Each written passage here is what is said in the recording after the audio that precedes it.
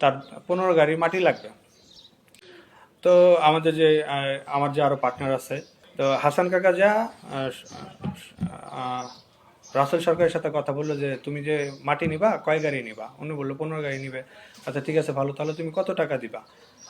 এই কথাটা বলার পরে সে সাথে সাথে রেগে গেছে, হ্যাঁ আমি কেন টাকা দিব, আপনারা কি কি পাইছেন, আমার কাছে চাঁদাবাজি করেন, আমি কোনো টাকা দিতে পারবো না, আমার ভাগ আছে না।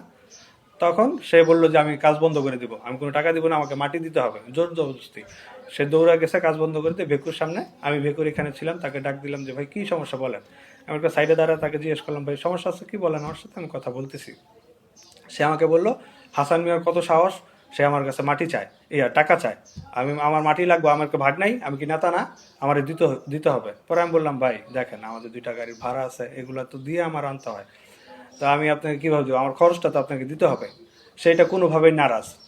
সে বলে আমার ভেকু বন্ধ করে দিবে, সে ভেকু বন্ধ করতে গেছে। আমি বলি, আচ্ছা ঠিক আছে আপনি যদি পারেন ভেকু বন্ধ করতে করেন। এই কথা বলার পরে সে 4 দোকানের সামনে দাঁড়ায় আমাকে অকথ্য ভাষায় গালাগালি, যা তা গালাগালি। গালাগালি 5-7 মিনিট আমি সহ্য করছি। পরবর্তীতে আমি তার দিকে যেতে নিয়েছি, তখন আমার লোকজন আমাকে আটকাইছে, বললে শান্ত, ঝামেলার দরকার নেই, ওরা ঝামেলা করতে চায়, তুমি এখান থেকে দূরে থাকো। আচ্ছা ঠিক আছে, আমাকে নিয়ে একটা দোকানে বসাইছে। তো এরপরে আমার ছোট ভাই খবর পায় ওখানে ঘটনাস্থলে আসছে, আমার সাথে বসা ছিল। ও 10-15 মিনিট পরে ও 5-7 জন ছেলে পেলে আনছে। ছেলে পেলে আসার পর ওর শরীরটা গরম হয়ে গেছে ভাই। গরম হয়ে যাওয়ার পরে ও আসছে আবার ঝামেলা করতে, আবার গালাগালি করতেছে। আমার ছোট ভাই দেখা ওর কাছে গেছে, ও ধাক্কাধাক্কি হয়েছে এক পর্যায়ে।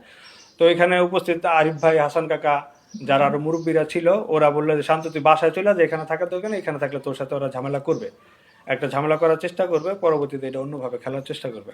তো এই কথা শোনার পরে আমি 12:30 কি 15-1টার দিকে আমি বাসায় চলে যাই।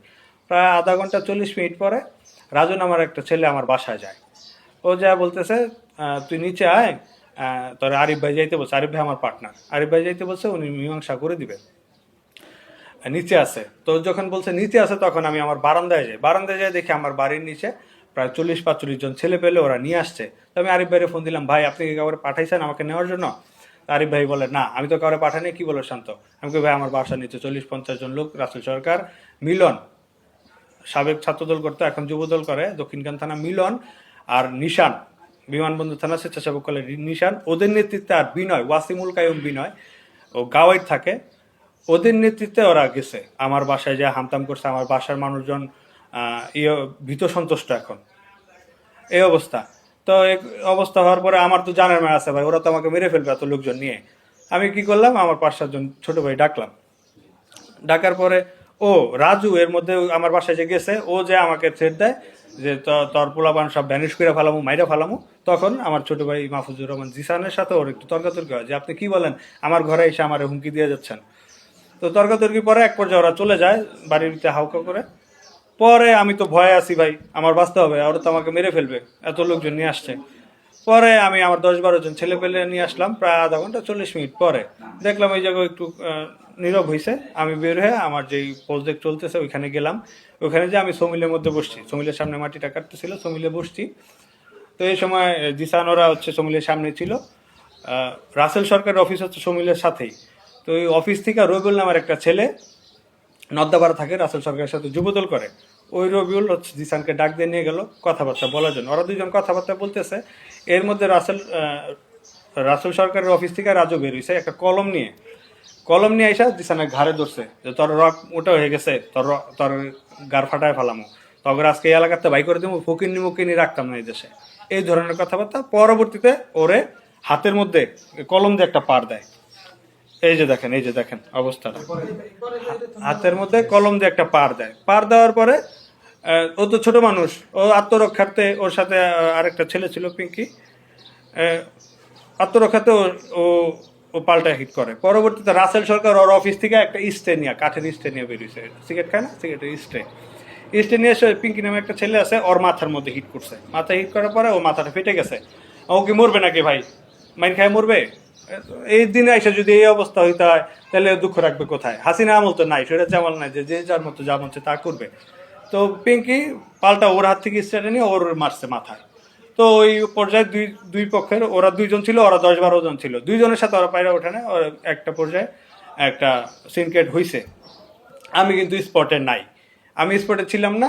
আমি ছিলাম ওই ইয়ার ভিতরে যেখানে মাটি পড়তেছে, সমিলের ভিতরে, কিন্তু একটা দল উদ্দেশ্য প্রণোদিতভাবে আমাকে রাজনীতি থেকে মাইনাস করার জন্য আমার পিছনে উঠে পড়ে লেগেছে। তাদের টাকা আছে, দেখতে পারতেছেন আপনারা, অহরহ নিউজ পোর্টাল, অনলাইন টিভি, তারপরে হচ্ছে সংবাদ মাধ্যমে, বিভিন্ন দেশের প্রভাবশালী সংবাদ মাধ্যম দিয়ে তারা আমার বিরুদ্ধে নিউজ করাচ্ছে। কি হলো, সারাদিন পরে আমি গেলাম হচ্ছে মামলা করতে।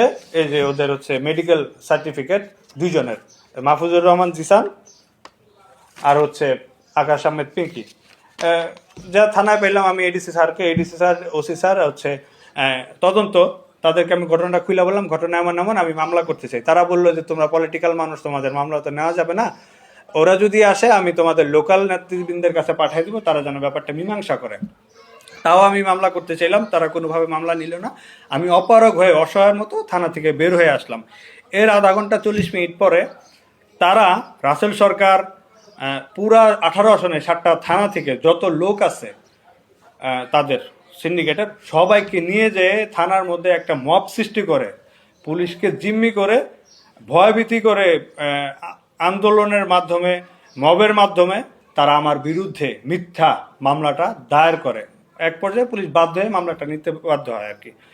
এই অবস্থা ভাই। আজকের দিনে আইসা আমি থানা ছাত্রদলের সেক্রেটারি হইয়া যদি এরকম মানুষের দ্বারা নির্যাতিত হইতে হয়, তাহলে আমরা এত বছর কিসের জন্য আন্দোলন সংগ্রাম করলাম, রক্ত দিতে গেলাম, হাসিনার বন্দুকের সামনে দাঁড়াইলাম। আমরা এগুলোর বিচার চাই। আমাদের মাননীয় প্রধানমন্ত্রী, তারুণ্যের অহংকার, যার মাধ্যমে সারা বাংলাদেশ এখন সুষ্ঠু বিচার পাচ্ছে, আমি তার কাছে বিচার চাই। আমি অসহায় আজকে, আমাকে এর থেকে মুক্তি দান করুক, আমাকে মাফ করুক, আমাকে বাঁচাক যেন সে। আমি মৃত্যু হুমকিতে পালিয়ে বেড়াচ্ছি এখন, আমি আমার বাসায় যেতে পারি না। তারা নানান লোকজন দিয়ে আমাকে হুমকি দামকি, তারপরে আরেকটা ছেলে আছে সাকিব, এনসিপি করে, ও আমাকে মেসেজ দিয়ে হচ্ছে যা তা কথাবার্তা বলে, আমাকে হুমকি দামকির উপরে রাখছে। আমি এর সুষ্ঠু বিচার চাই। আপনাদের কাছে আকুল আবেদন রইল, আপনারা সবাই ভিডিওটা দেখবেন। আদারল্যান্ড 24, মাতৃভূমি, বিশ্ব সংবাদ 24 ঘন্টা।